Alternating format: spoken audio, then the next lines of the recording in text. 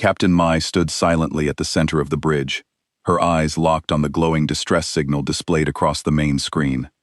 Outside the enormous viewport, the Keth Nebula stretched across space like a living storm. Crimson clouds twisted around flashes of blue lightning, while rivers of violet plasma surged through the darkness. It was beautiful. And deadly. For centuries, the Keth Nebula had been known as the galaxy's graveyard. Ships entered. None returned. Violent electromagnetic storms crippled navigation systems, while unpredictable gravity waves could tear even the strongest warships apart within seconds. Yet somehow, a distress beacon was broadcasting from its very heart. "How long has the signal been active?" Mai asked without taking her eyes off the display. Communications officer Nari quickly checked her console. Her blue skin slowly shifted into patches of deep purple, the natural warning color of her species whenever fear or stress took hold. 3 days, Captain." She looked up. "The signal is weak, but perfectly consistent." Her fingers hesitated over the controls. "It hasn't moved." The bridge fell silent. 3 days. No ship should have survived inside the nebula for 3 hours, let alone 3 days. Mai folded her arms. "Can we identify the vessel?" Nari shook her head. "The interference is too strong. All we know is that someone is still transmitting." The captain stared at the swirling clouds outside. Someone was alive. Or at least, something wanted them to believe that. She slowly turned toward the rest of her crew. The Harmony's Edge was no ordinary exploration vessel. Every officer aboard had earned their place through years of dangerous missions across unexplored sectors. Lieutenant Jin Woo, the tactical officer, came from a harsh mountain world where survival demanded lightning-fast reflexes and absolute discipline. Navigator Suman possessed an almost supernatural ability to calculate safe paths through gravitational chaos, routes that most navigation computers declared impossible. Chief Engineer Leora had repaired failing engines while trapped inside collapsing stars. Each member of the crew represented the very best of 6 different civilizations. Together, they had survived missions that should have killed them. But even veterans respected one place above all others: the Keth Nebula. A place whispered about in every spaceport across the galaxy. A place where rescue missions became rescue targets. A place where entire fleets had vanished without leaving behind a single transmission. Jinwoo finally broke the silence. "Captain," his voice was calm but firm, "we should report the beacon to Galactic Command and continue our mission." He looked toward the raging nebula. Nothing good has ever come out of that place. No one argued. Everyone on the bridge knew he was right. Protocol was clear. Survey vessels were forbidden from entering the Keth Nebula under any circumstances. Not because of politics. Because no rescue ship had ever returned. Mai remained silent. She understood the danger. She understood the regulations. But she also understood something else. Somewhere inside that endless storm, someone had been waiting 3 days for help. 3 days of hoping another ship would answer. 3 days of believing they weren't alone. She looked back at the distress signal. It continued blinking. Steady. Patient. Almost hopeful. Mai took a slow breath. Then she made her decision. Set a course. Every head on the bridge turned toward her. Jinwoo blinked. "Captain, we're going in." The bridge erupted with shocked voices. "The nebula could tear us apart. Our shields won't survive those storms. We don't even know if it's a real distress signal." Mai raised one hand. Silence returned instantly. "If that beacon is genuine, someone is counting on us." Her eyes swept across the crew. "And if it's a trap?" A faint smile appeared on her face. "Then whoever said it has no idea who they just invited." The engines roared to life. Slowly, the Harmony's Edge crossed the invisible boundary of the Keth Nebula. Behind them, the stars disappeared. Ahead lay only darkness, lightning, and a mystery that had remained hidden for centuries. None of them realized they were about to discover something far more terrifying than a stranded ship. Something that had been waiting in the nebula, long before humanity ever reached the stars. Protocol said to mark the location and let the heavy rescue ships handle it. But something about the signal bothered her. It was too clean, too strong for a ship dying in those storms. Suman, can you plot a safe course into the nebula? Just to the edge, the navigator's tentacles danced over her controls. Maybe the storms are lighter today. We could get close enough for better scans. Do it. The Harmony's edge moved toward the swirling clouds of the Keth Nebula. The ship shook as they hit the first electromagnetic waves. Lights flickered on the bridge, and Mir heard the engine strain against the pull of gravity fields that shouldn't exist. There, Suman pointed at her screen. Something big, maybe 10 kilometers ahead. Mi leaned forward. Through the static and interference, she could see a shape that didn't belong. It was huge, larger than any ship in their database. The design looked wrong somehow. Too angular, too aggressive. What kind of ship is that? She asked. Jin Woo ran deep scans, his face growing pale. Captain, I'm reading materials that shouldn't exist. The hull is made of metals that absorb energy, instead of reflecting it. And those weapon ports. And he stopped talking and just stared. What about them? They're bigger than our entire ship. The distress signal grew stronger as they approached, but something else appeared on their screens. Lights inside the massive vessel. Someone was alive in there. Life signs? Mi asked. Hard to tell. The electromagnetic interference is scrambling our sensors, but there's definitely power active in several sections. Mai made a decision that would change everything. Prepare a boarding party. We're going over there, Captain. That's not wise, Jin Woo protested. We don't know what's on that ship. Someone sent that distress signal. They might still be alive. The away team suited up in their best environmental gear. Meyer led them herself, along with Jin Woo, engineer Kyung Min, and medic Ari. As their shuttle approached the massive vessel, they could see details that made no sense. The ship's hull had scorch marks that looked fresh, but the metal underneath showed no damage. Weapon systems that should have been destroyed by the nebula's storms were still intact. Most strange of all, airlocks that had been sealed shut for who knows how long showed signs of recent use.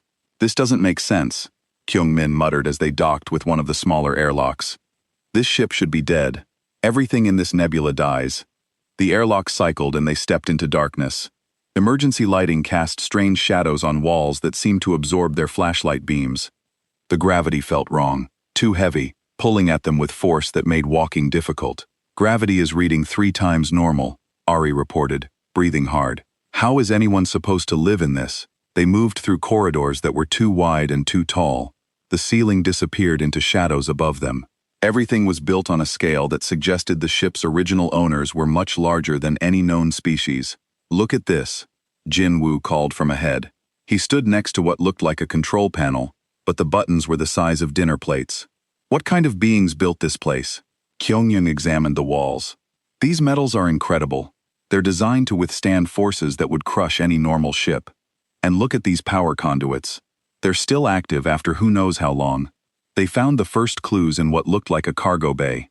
Equipment filled the massive space. Tools and machines that seemed designed for impossible tasks. Drill bits made from materials they couldn't identify.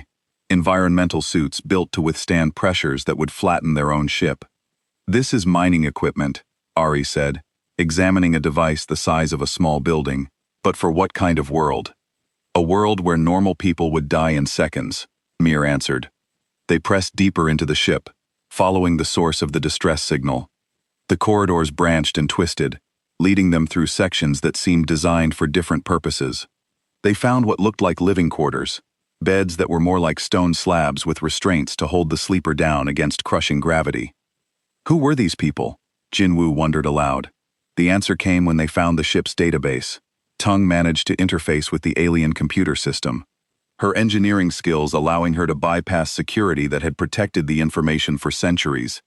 Symbols and text filled the screen, a language none of them recognized.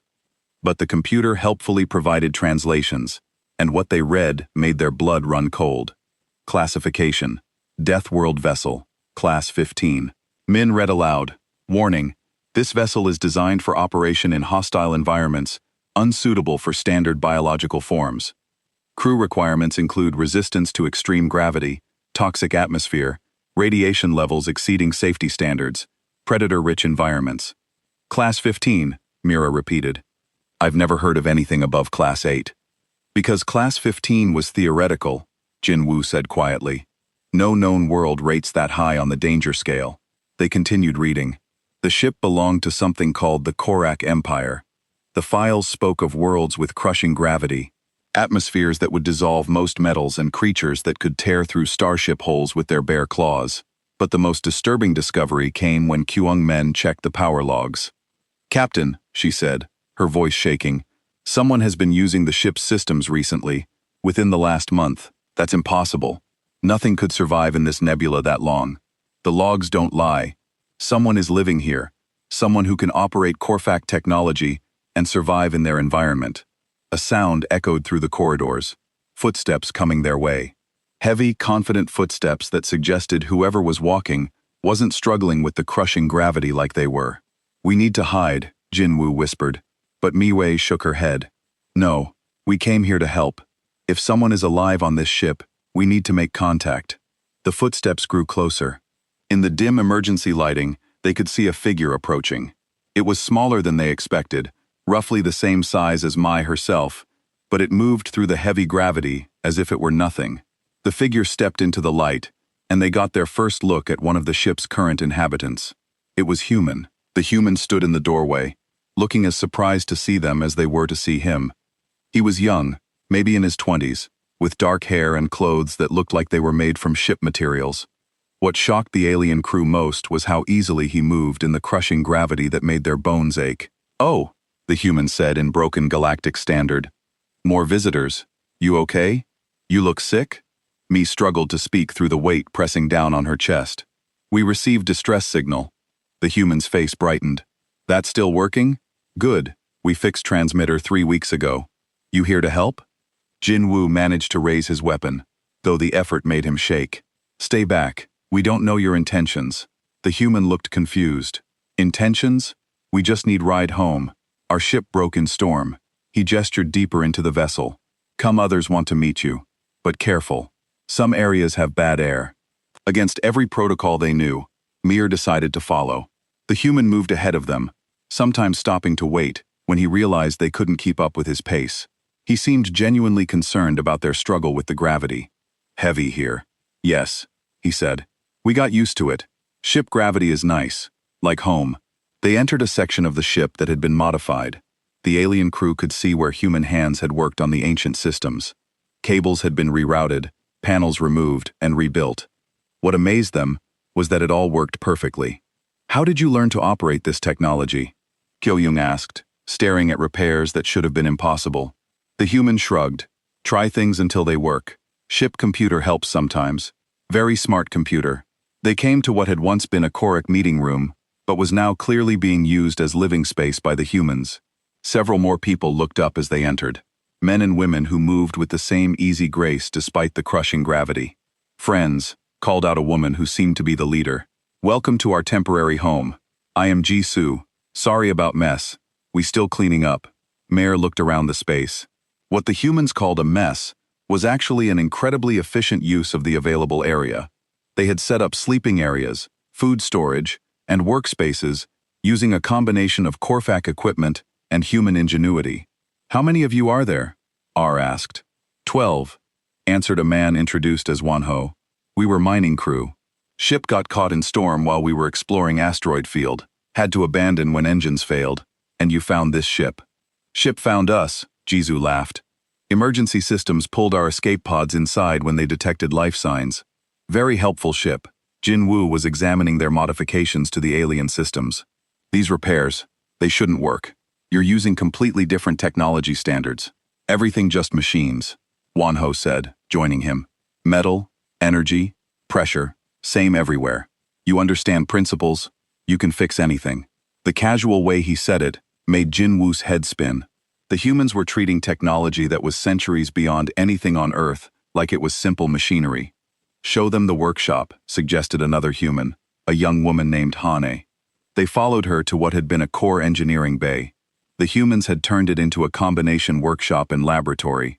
Equipment that would have taken galactic engineers months to understand was being used to build simple tools and repair equipment. "This particle welder," Kyung said, pointing at a device the size of a small building, "is designed to work on neutronium hulls. How are you using it to fix clothes?" demonstrated adjusting the massive machine settings to repair a torn piece of fabric. Big machine, small job. Just turn down power and adjust focus. Same idea as sewing, just with more energy. The implications were staggering. The humans weren't just surviving in an environment that should have killed them, they were making it better. They had taken a dead core vessel and turned it into a functional home. What do you eat? Harry asked her medical training, making her curious about their survival. Ship has good food stores, said Tahun, who appeared to be the senior member of the group. Korak food is very nutritious. Little bitter, but we got used to it. Ares' scanner showed that what the humans called food would be toxic to most known species.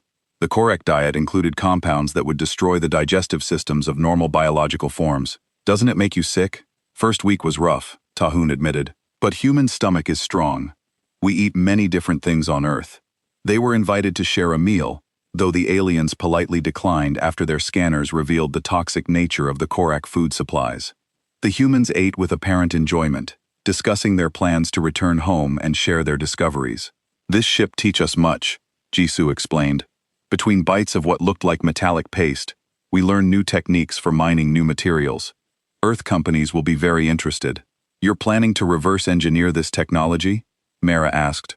Why not ship computer happy to teach? Korfak left good records. We take what useful leave rest. The casual way they discussed taking apart technology that represented the pinnacle of an advanced civilization was disturbing. But what was more disturbing was that they clearly could do it. Wonho showed them his personal project, a handheld device he had built using Korfak components. Emergency communicator, he explained, works through any interference. Very useful for mining operations.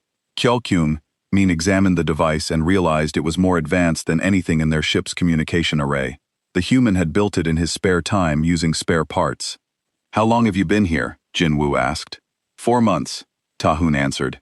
We sent distress signal when we first arrived, but no one came. We fixed signal 3 weeks ago when we learned to boost power. 4 months in this environment should have killed you. The humans looked confused by this statement. Ship is comfortable, Hyen said. Better than some mining stations we worked on. Good air, steady gravity, no weather. Only problem is no sunlight, but we fixed that with grow lights. She showed them a section where they had set up a small garden using Korfak hydroponics equipment. Earth plants were growing in alien soil under lights that were designed for photosynthesis on worlds with different stars.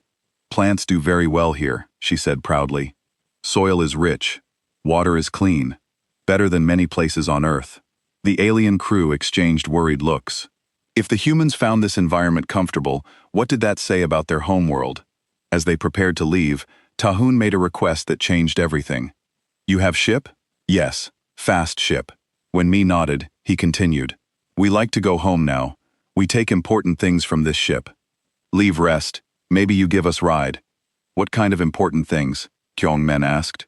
Wonho gestured to several large containers they had filled with Korak tech technology and data cores. Scientific equipment, computer files, some samples. Nothing too big. We travel light. The aliens realized they were looking at enough advanced technology to revolutionize galactic civilization. To the humans, it was just useful stuff to take home. We can arrange transport, Mi said carefully. But first, we need to understand more about your situation. What to understand? Ju asked. We survived. We learned. Now we go home. Simple. But as the alien crew prepared to return to their ship, they knew there was nothing simple about what they had discovered.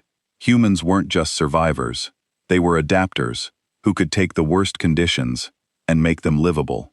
And they were about to enter galactic civilization. Back aboard the Harmony's Edge, the crew gathered in the conference room to discuss what they had witnessed. The ship's artificial gravity felt strangely light after hours in the crushing environment of the Korak vessel. They're not supposed to exist, Jinwoo said, rubbing his sore muscles. According to our database, humans are a primitive species from a Class 7 world. They barely have space travel. The database is wrong, Mary replied. Or incomplete. These humans have been living in conditions that would kill our entire crew in minutes. Nari pulled up the official files on humanity. Says, here, they come from a world called Earth. Moderate gravity, breathable atmosphere, no major environmental hazards. They only achieved faster than light travel 50 years ago. Then explain how they're using Korak technology like it's simple tools. Kung Min demanded. I spent 6 years studying advanced engineering, and I couldn't understand half of what they've built over there. Dr. So Yong, their xenobiologist, had been analyzing the biological samples they had secretly taken. Their physical adaptations are remarkable. Dense bone structure, efficient cardiovascular systems, and digestive chemistry that can process almost anything organic. These aren't the humans from our files. Maybe they're a different subspecies, Ari suggested. Enhanced humans, modified for extreme environments. Mai made a decision. We're going back. I want to understand who these people really are before we take them anywhere. The second visit was different. The humans welcomed them like old friends, and Tahun gave them a proper tour of their modifications to the Corfax ship. What the aliens saw challenged everything they thought they knew about technological development.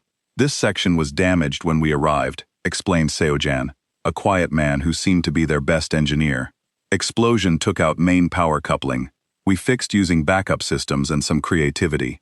The creativity involved air routing power through systems that were never designed to work together. It should have been impossible, but it worked perfectly. How did you know how to do this? Kyung asked. Same principles everywhere. Seojan shrugged. Energy needs path. System needs control. Safety needs backup. Rest is just details. They visited the human sleeping area, where the aliens discovered something that made them deeply uncomfortable. The humans had turned off most of the ship's safety systems: radiation shielding, atmospheric processors, gravity regulators. Jin Woo read from his scanner. You've disabled everything. Not need them, said Dune, a younger man who was working on some kind of mechanical project. Ship's normal environment is fine. All that extra protection just wastes power. The radiation levels would sterilize most species. Ari protested. Not humans. Do-hyun replied cheerfully. We from Earth. Radiation is normal there. The casual mention of their homeworld made the aliens exchange nervous glances. If this level of radiation was normal on Earth, what kind of world had produced these people? Mai decided to ask directly. Tell us about Earth. What's it like?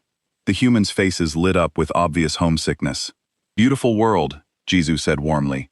Many different environments. Mountains, oceans, deserts, forests.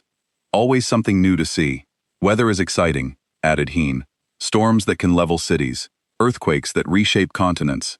Volcanoes that change the sky. Very dramatic. And the animals, Wonho said with enthusiasm. Great hunters, some bigger than this ship. Makes life interesting. The aliens listened in growing horror as the humans described their homeworld with obvious love and affection. What they were calling a beautiful place sounded like a nightmare of natural disasters and massive predators. You have predators larger than our ship? Jin Woo asked weakly. Some hunters are very big, Tahun confirmed. But they usually stay in deep water. Land predators are smaller, only maybe 10, 20 times bigger than humans. Very manageable if you're careful. Manageable, Mira repeated. Of course we've been hunting them for thousands of years. Good protein source and hunting keeps population balanced. Dr. Soyoung asked about human society, and the answers were even more disturbing. Humans had developed their technology while constantly fighting for survival against their own environment. War, disease, natural disasters, and hostile wildlife had shaped their entire evolution. Sounds terrible, Ari said sympathetically. The humans looked confused. Why terrible? Jisoo asked. Challenge makes life worth living. Easy life is boring life. You enjoy danger, not enjoy danger, Tahun corrected. Enjoy overcoming danger, solving problems, making impossible things work. That's what makes us human. They were interrupted by an alarm from the Corfax ship's systems. One of the power cores was showing signs of instability, the kind of malfunction that would require evacuation and emergency repairs. The alien crew prepared for disaster, but the humans just looked mildly annoyed again. Sojin sighed. Third time this month. Give me 10 minutes. He walked off toward the engineering section, treating a potential reactor explosion like a minor inconvenience. Shouldn't we evacuate? Kyo-young asked nervously. Why? Wonhyo asked. Seojin knows how to fix it. He's very good with machines. True to his word, Seojin had the reactor stabilized in exactly 10 minutes. When he returned, he was carrying a piece of burnt-out equipment. Connection was loose, he explained. Happens sometimes with old ships. I made stronger replacement. The stronger replacement was a hand-forged piece of metal that somehow interfaced perfectly with technology that was thousands of years old. You made that just now? Kyung stared at the device. Sure, ship has good workshop. Can make anything if you understand materials. The aliens were beginning to understand that humans didn't just adapt to their environment, they improved it. They took whatever they found and made it work better. How many humans are there? Murray asked during their evening meal. On Earth, maybe 8 billion, Jisoo replied casually. 8 billion, Jinwoo repeated in shock. 8 billion people living on a death world. Earth is not Deathworld, Hyun protested. Earth is home. Good place to live if you know how. And how many of you are traveling in space? The humans had to think about that one. Hard to say, Tahoon mused. Many mining operations, exploration teams, colony ships, maybe few million off-world at any time. The implications hit the alien crew like a physical blow. There weren't just 12 humans surviving in impossible conditions. There were millions of them scattered across space, apparently thriving in environments that would kill anyone else. Where are these colonies? Mira asked carefully. Everywhere, Wonho said with a wave of his hand. Asteroid fields, gas giant moons, radiation zones, anywhere with useful materials. We go where others cannot go. The worthless systems, Nari whispered. Not worthless, Down corrected. Just dangerous. But dangerous places often have best resources. Other species are afraid, so they leave good opportunities for us. As the day ended, the alien crew realized they had stumbled onto something that would change galactic civilization forever. Humans weren't a primitive species learning about space. They were already out there, quietly claiming the parts of the galaxy that no one else wanted, and they were making those places into homes. We should leave soon, Tahoon mentioned as they prepared to return to their ship. Earth government expects us back next month. They worry when mining crews are late. Your government knows you're here? Mir asked. Of course. Earth keeps track of all operations. We sent message when we first found this ship. They probably send rescue team if we're much later. The thought of a rescue team of humans arriving in their advanced ships was both exciting and terrifying. The aliens were beginning to realize that first contact had already happened. They just hadn't known it yet. Dr. Soon worked through the night translating the Korak database with the help of the ship's computer. What she found in the ancient files made her blood run cold. The Korak Empire had ruled this sector of space for over 3,000 years. They were apex predators, evolved on a world so hostile that it made the current ship environment seem comfortable. Their homeworld, called Korime, was described in terms that sounded like a description of hell. Gravity 14 times galactic standard, she read aloud to the assembled crew. Atmospheric pressure sufficient to crush standard halls. Surface temperature variations of over 200 degrees daily. Predator species with natural armor plating and acidic blood. That's impossible, Ari protested. Nothing could evolve in those conditions. The Korak did, and they dominated space because they were tougher than anything else out there. No other species could compete with beings who thought crushing gravity and toxic air were normal. Mir studied the files with growing unease. What happened to them? That's the strange part. They didn't die in war or plague. They died from boredom. The final Korak records told a story that was both tragic and terrifying. As their empire grew, they encountered thousands of worlds, but every planet they found was too soft, too safe, too easy for their survival. They had evolved to need constant challenge, and the rest of the galaxy couldn't provide it. Listen to this final log entry, Soong said, reading from the translation. We have surveyed 10,000 worlds and found none suitable for Korfak settlement. Every planet is too gentle. Our young are dying from lack of proper adversity. We require worlds with sufficient danger to maintain our strength. But such worlds no longer exist. They died because life became too easy. Jinwoo asked in disbelief. Their bodies and minds needed constant stress to function properly. When they couldn't find worlds dangerous enough to live on, their species began to decline. The last emperor ordered the evacuation fleet to find a new home, but they never did. This ship was abandoned because they couldn't find anywhere hostile enough for them to survive. The implications were staggering. The most successful warrior race in galactic history had gone extinct, not because they were defeated, but because they couldn't find anywhere dangerous enough to live. And the humans are living here comfortably, Kyo Kyung-min said quietly. More than comfortably, they're thriving. Captain Murray authorized a deep scan of the ship's database looking for information about Korime. What they found made everyone sick with realization. Core's environmental specifications, Nari read from her console. Gravity 9.8 standard units. Atmospheric composition, 21% oxygen, 78% nitrogen. Surface temperature range, +40 to +50 degrees Celsius. Radiation levels moderate solar, with periodic intense bursts. The bridge fell silent. That's Earth, Ari whispered. Those are exactly Earth's specifications. Not exactly, So Young corrected, checking her own files. Earth is actually worse. Higher radiation, more extreme weather, more diverse predator species. The terrible truth settled over them like a weight. Humans hadn't just survived on a core ship. They had survived because they came from a world that was harder than the Korak homeworld. The humans aren't primitive, Meyer said slowly. They're the most evolved survival species in the galaxy. They decided to return to the Korak ship immediately. The humans needed to know what they had discovered, and the aliens needed to understand more about human capabilities.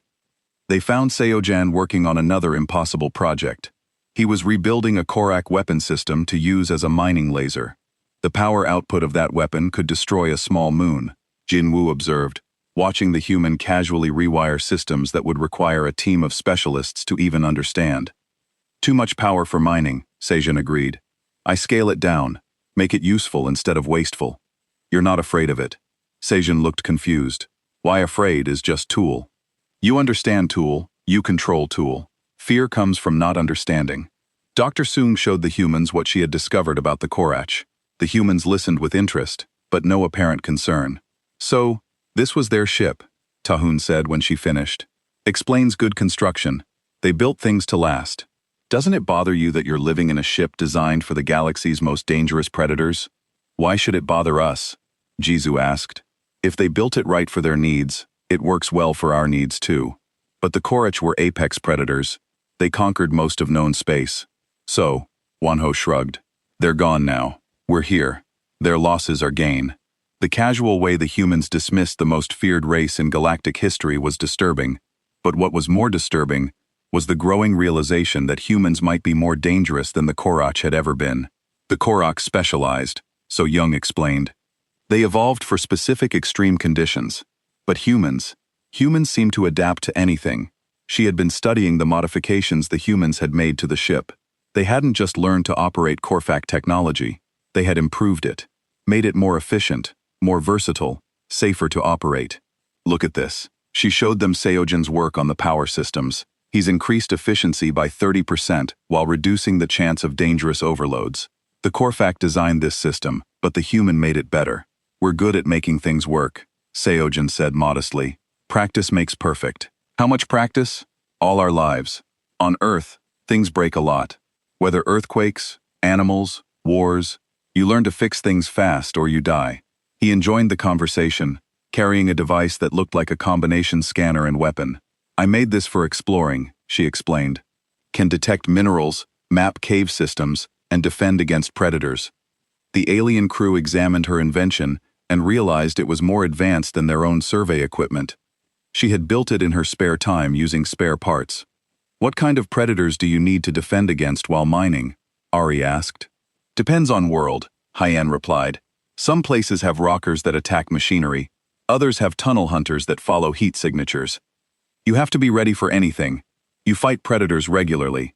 Fighting is last choice, Tahun said. Better to avoid, redirect, or negotiate. But sometimes you have to fight. Negotiate with predators. Smart predators understand cost and benefit. You show them you're more trouble than you're worth. They usually find easier prey. The aliens realized they were talking to people who had spent their entire evolution learning to survive in conditions that would kill anyone else. And they had gotten so good at it that they made the impossible look easy. What's the most dangerous world you've worked on? Mira asked. The humans had to think about that question. Define dangerous, Ju said finally. High gravity, toxic atmosphere, hostile wildlife. Oh, that's just normal mining conditions, Wonho laughed. You mean really dangerous? Like the sulfur moon colonies or the plasma storm stations? There are humans living in plasma storms. Small research teams, very good pay. But you have to be careful with equipment. Plasma eats through most metals pretty fast. The conversation continued with each revelation making the aliens more uncomfortable. Humans weren't just surviving in impossible conditions. They were thriving in them, building colonies, conducting research, and finding ways to make the deadliest environments in the galaxy into productive workplaces. How many of these extreme colonies exist? Nari asked. Hard to count, Tahun mused. Earth doesn't track private operations closely. Maybe few thousand installations and systems others consider uninhabitable. Few thousand, Jinwoo repeated weakly. The numbers were staggering. While galactic civilization had been carefully expanding into safe, comfortable worlds, humans had been quietly colonizing the galaxy's most dangerous places. They had been doing it for decades, and no one had noticed, because no one else could survive long enough to see what they were building. Tomorrow we go home, Ju announced. We've learned what we can from this ship. Time to share knowledge with Earth. As the alien crew returned to their ship that night, they carried with them the terrible knowledge of what they had discovered. Humans weren't a primitive species making first contact with galactic civilization. They were the galaxy's apex survivors, and they had been building their own civilization in the places where no one else could go. Captain Mariah called an emergency meeting with her senior staff.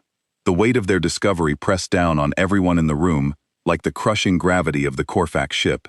We need to discuss what we're going to do with this information, she began. What we found changes everything we thought we knew about galactic civilization. We have to report this to the Galactic Council, Jinmu insisted. Other species need to know that humans are already out here building colonies, in systems we thought were uninhabitable, and cause a panic. Dr. Soyoung countered. Think about what we're really saying. We've discovered a species that considers Deathworlds to be comfortable living spaces, a species that can take Korak technology and improve it like it's simple machinery. Nari pulled up a galactic map on the main screen. Look at this. All the red zone systems marked as too dangerous for colonization. If humans are really out there, they could be in any of these places. The map showed hundreds of star systems marked in red. Radiation zones, unstable gravity fields, worlds with toxic atmospheres or hostile wildlife. Places where survey teams feared to go. They're not just surviving out there, Kung Min said quietly. They're probably thriving, building cities, developing technology, creating an entire shadow civilization that we never knew existed. The door chimed, and Ari entered with a concerned expression. Captain, I need to show you something. I've been analyzing the biological samples from our contact with the humans. She activated her medical scanner, displaying cellular structures that looked nothing like the human samples in their database. These people aren't just adapted to extreme environments, she explained. They're optimized for them. Bone density 3 times normal. Muscle fiber efficiency beyond anything we've seen. Nervous systems that process pain and stress as normal input rather than distress signals. You're saying they're not the same species as the humans in our files? They're the same species, but they represent what humans become when they live in extreme conditions for generations. And according to what they've told us, most human space operations are conducted in environments like this. The implications were staggering. The primitive humans that galactic civilization had briefly contacted 50 years ago were not representative of human capability. They had been looking at the stay-at-home population, while the real explorers and colonists were already spreading across the galaxy. Captain Nari interrupted. I'm receiving a transmission. It's Proterit, it's from Earth. Put it through. A voice spoke in clear galactic standard, with the slight accent that marked it as human. Galactic Survey Vessel Harmony's Edge. This is Earth Logistics Command. We understand you have made contact with our mining team in the Cath Nebula. Please respond. Mai exchanged glances with her crew. The humans had already contacted their home world. Earth Logistics Command. This is Captain Marai. We have indeed made contact with your people.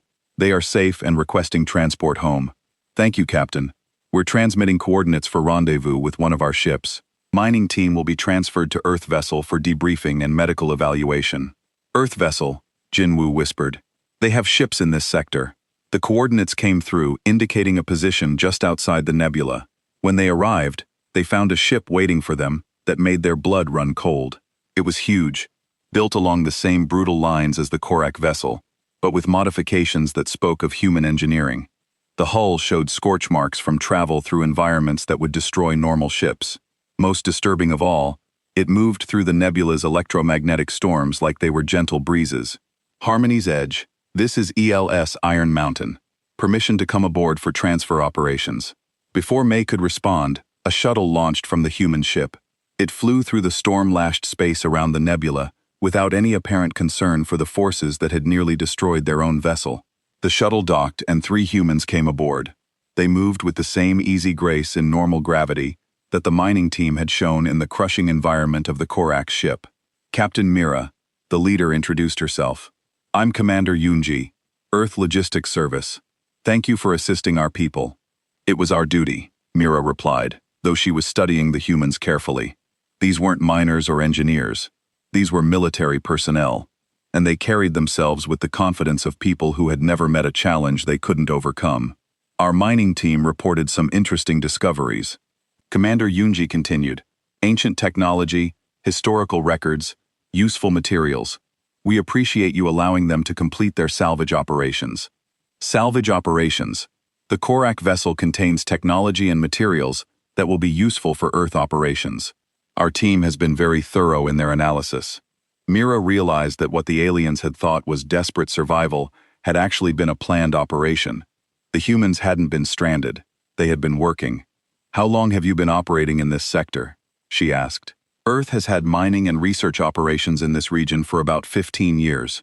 Commander Yunji replied casually. "The nebula provides excellent cover for sensitive work, and the gravitational anomalies concentrate useful materials." 15 years, Kungmin breathed.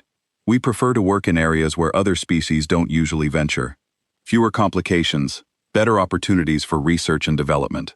The human commander was being polite, but the message was clear. Humans had been operating in the galaxy's most dangerous regions for over a decade, and they preferred it that way. The transfer of the mining team was swift and efficient. The humans loaded their salvaged Korfak technology onto the shuttle as if it were routine cargo. Tons of materials that would revolutionize galactic technology, treated like everyday mining equipment. "Will you be returning to Earth space?" Commander Yunji asked as the operation concluded. "We're still on survey duty," Mira replied. "Well, if you ever need assistance in the outer systems, Earth maintains stations in most of the dangerous sectors. We're always happy to help fellow travelers." The casual mention of stations in most of the dangerous sectors sent chills through the alien crew. How many human installations were out there? How long had they been building their shadow civilization, while the rest of the galaxy focused on safe, easy worlds? As the human ships prepared to depart, Tahun contacted the Harmony's Edge one final time.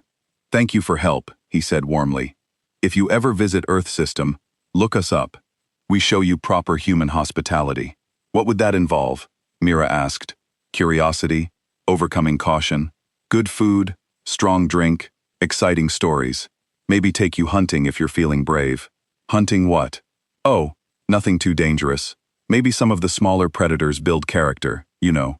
The transmission ended, leaving the alien crew to contemplate a species that considered hunting massive predators to be character-building exercise. As they watched the human ships disappear into jump space, Dr. So Young made an observation that would haunt them all. "We've been thinking about this wrong," she said. "We keep asking if humans are dangerous, but the real question is, what does it mean for galactic civilization when the most dangerous environments in the galaxy are just normal working conditions for an entire species?" "It means," Mira said slowly, "that we're not the advanced civilization we thought we were. We've been playing in the shallow end of the pool, while humans have been swimming in the deep end." "What do we tell the Galactic Council?" Jin Wu asked. Mira considered the question carefully. "How do you tell a civilization that prides itself on peace and safety that there's another civilization out there that considers Deathworlds to be suburbs?" "We tell them the truth. She decided that humans are already here, already established, and already far more advanced than we realized. And we better hope they're as friendly as they seem. Because if they're not, there's nothing we can do to stop them." As the Harmony's Edge resumed its survey mission, the crew carried with them the knowledge that would change everything. Humans weren't trying to join galactic civilization. Galactic civilization was trying to catch up to humans.